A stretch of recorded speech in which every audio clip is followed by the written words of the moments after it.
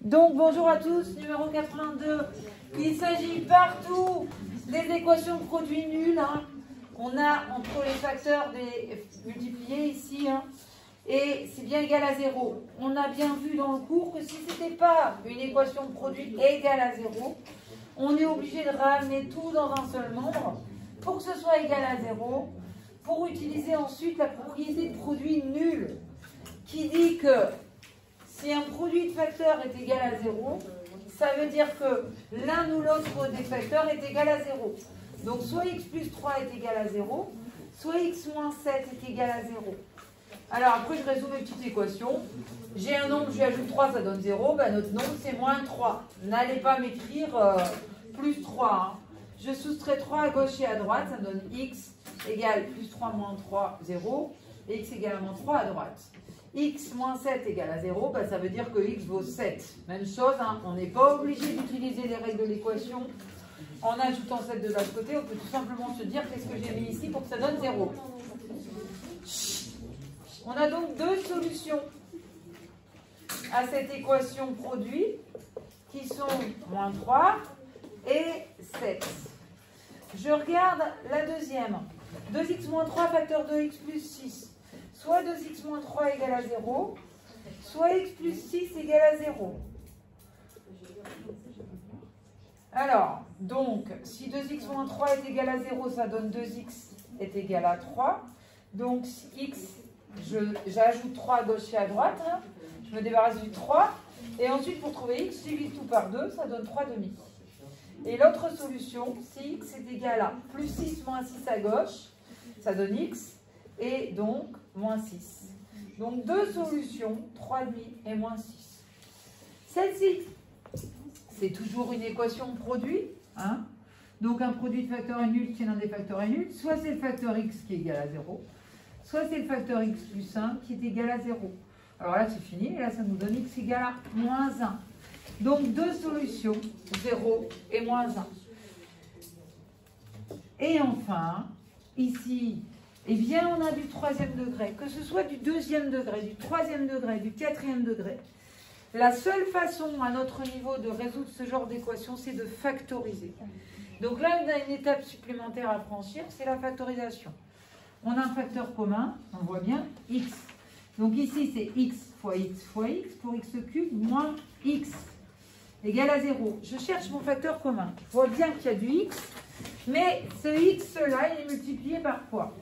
Ce x-là, il est multiplié par x carré.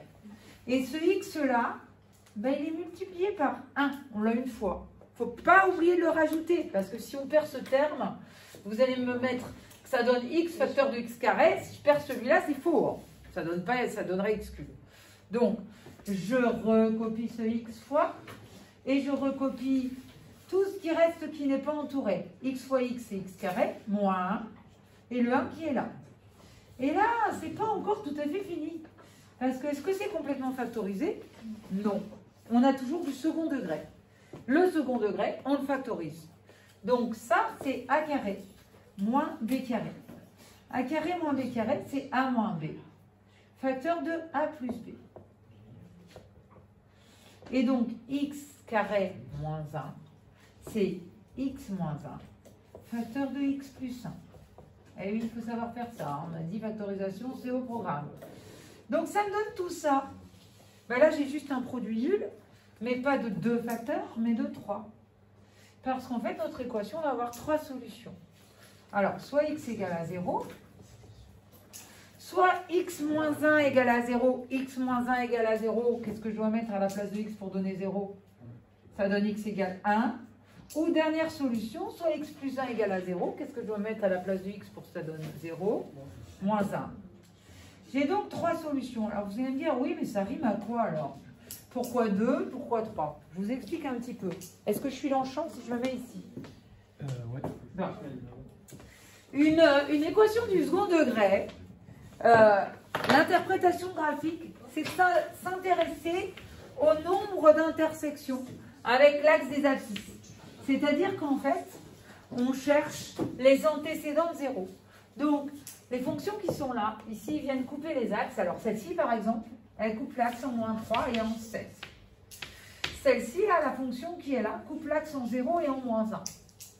Là-bas, en 3,5 et en moins 6. Celle-ci, c'est une fonction du troisième degré, ceci. Les fonctions du troisième degré, ce ne sont pas des paraboles. Elles ressemblent à des courbes qui sont des vagues. Alors, cette fonction du troisième degré, elle vient couper l'axe en 0, en 1 et en moins 1. Et en fait, si on la fait représenter sur notre calculatrice, on va obtenir ceci. Voilà pourquoi il y a 3 points d'intersection. Donc, et 3 valeurs aux solutions de l'équation. Pour une équation du second degré, on peut avoir 2 solutions, mais si notre courbe elle est comme ceci, on peut n'en avoir qu'une seule. Et puis, si notre courbe elle est comme ceci, au-dessus des axes ou en dessous des axes, on peut en avoir aucune.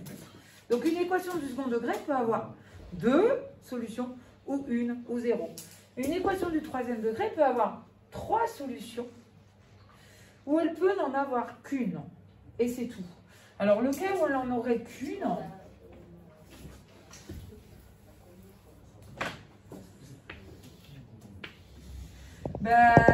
ce serait dans ce cas-là, à la qu'une, par exemple. Est-ce qu'il y a une situation où il y en a 2?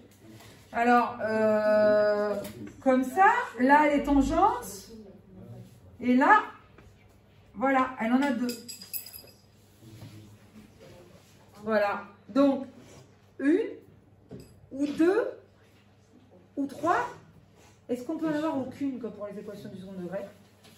Non, parce qu'il y a toujours une limite en moins l'infini et une autre en plus l'infini. Donc la courbe, elle coupe forcément l'axe au moins une fois. Voilà, on peut éteindre. Est-ce que c'est clair? Allez, factorisation.